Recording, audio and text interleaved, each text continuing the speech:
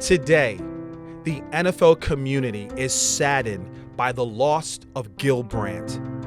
Gil was highly regarded as one of the best player personnel administrators during his 29-year career with the Dallas Cowboys. As the vice president of player personnel, he helped the Cowboys grow into one of the most powerful and popular sports franchises in America.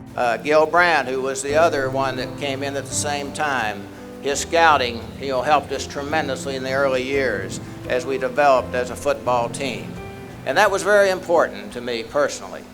It was Gil Brandt's eye for talent and the scouting system he put in place that helped transform the Cowboys from an expansion team to America's team.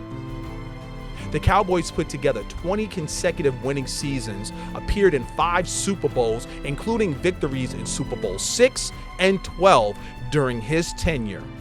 I especially want to point out Gil Brandt, who you've heard his name.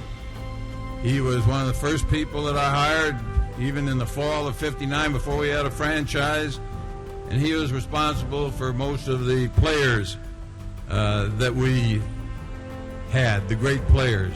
He was our chief scout. Gil oversaw the drafting of 9 Cowboys who were now enshrined in the Pro Football Hall of Fame. Some honorable mentions: Troy Aikman, Rayfield Wright, Bob Hayes, and Roger Staubach. Brandt was the first one to use computers for scouting and talent evaluations, the first one to use psychological tests to evaluate the makeup of players under pressure.